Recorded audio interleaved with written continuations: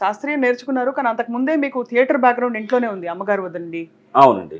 మా మదర్ షహీదా, ఆవిడ చింతామణిగా, సత్యభామగా చాలా పాపులర్. చాలా చాలా పాపులర్. అంటే అప్పట్లో సినిమాలలో శ్రీదేవి గారిని ఎంత అద్భుతంగా వాళ్ళు చూసేవారు.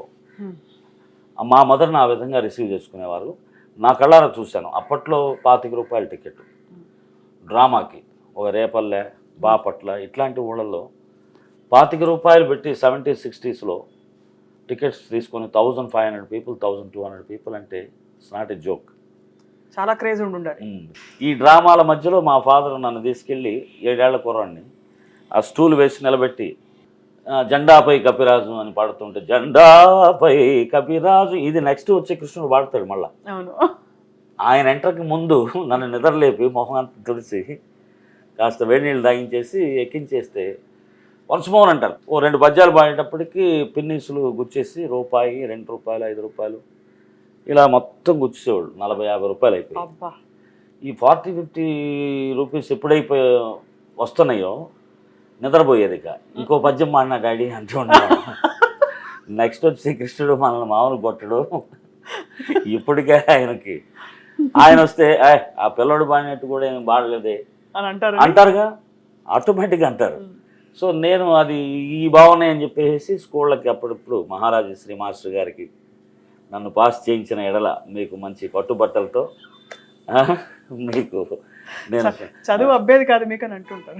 చదువు అప్పుడప్పుడు పిల్లల్ని చూడటానికి వెళ్తాం తప్ప, తెలుగు ఒక్క దాంట్లోనే 35 మార్కులు ఉండేవండి, పాస్ మార్కులు. వాటికి ప్రయత్నించిన రోజులు చాలా ఉన్నాయి. అంటే మిగతా సబ్జెక్ట్స్ అన్ని లీజలే. మీకు తెలిసిన ఒకే సబ్జెక్ట్ పాట అంతే. అప్పట్లో మీరు సినిమా సంగీతం వినేవారా వీటన్నిటితో పాటు, లేక? సినిమా సంగీతం నాకు నా జీవితంలో ఒక పార్ట్. ఫస్ట్ నేను బాగా లైక్ చేసేవి చిన్నప్పటి నుంచి ఘంటసాల గారి తర్వాత కిషోర్ కుమార్ గారి పాటలు. వారి సాంగ్స్ ఎందుకో, ఆయన వాయిస్ రెండరింగ్, ఆయన వాయిస్ త్రో మేరే నైనా ఎక్కడికి వెళ్ళినా ఒకలాగానే ఉంటుంది.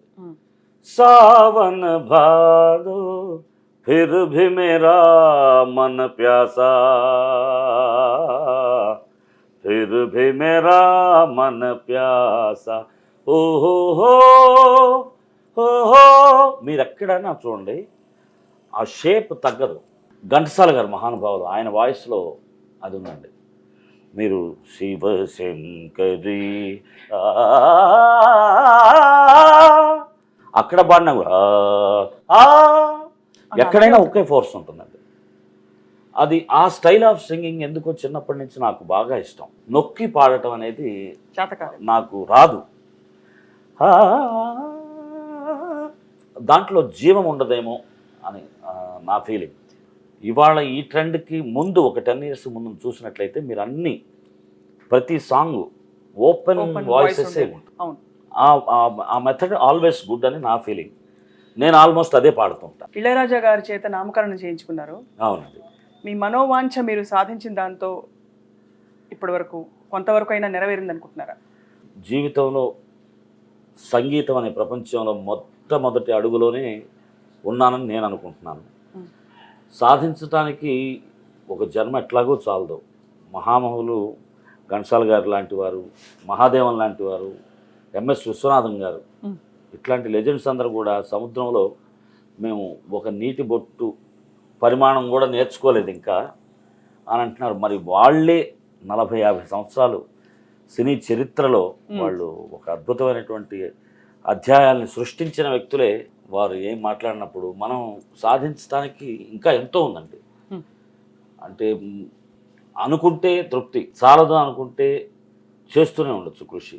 అంత పెద్ద అవకాశం ఉన్నటువంటి సంగీత మహాప్రపంచంలో మనం ప్రయాణిస్తానికి అవకాశం కల్పించాడు భగవంతుడు. 4 సంవత్సరాల పాటు మీరు ఇన్ఫాక్ట్ చిన్నప్పుడు కర్ణాటక సంగీతం నేర్చుకున్నారు. ఆ దిశగా అసలు ఎప్పుడు ప్రయత్నం చేయాలని కానీ దాన్ని ఇంకా డెవలప్ చేయాలనే ఆలోచన రాలేదా మీకు? క్లాసికల్ బేస్ అనేది సినిమాకి ఎంత అవసరం అనేది నన్ను చూసి చాలామందికి ఇప్పుడు కొత్తగా వస్తున్నటువంటి యువ గాయకులు తెలుసుకుంటారు. ఎందుకంటే బేసిక్గా ఇప్పుడు ముకాబులా పాట పాడినా సంగీతం కావాలి, ఆరోహణ అవరోహణ ఒక రాగాన్ని బట్టి దాన్ని బట్టే కంపోజిషన్ జరుగుతుంది. ప్రతి దానికి మీరు ఆ సప్తస్వరాన్ని దాటి ఎక్కడికి వెళ్ళలేరు ఎవరైనా సరే.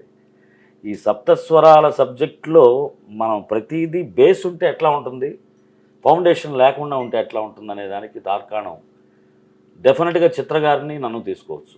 ఎందుకంటే మేము థియేటర్కి వెళ్తే మాకున్నటువంటి ఒక ఇండస్ట్రీలో పేరేంటంటే ఫాస్ట్ సింగర్సు, తొందరగా పాడతారు.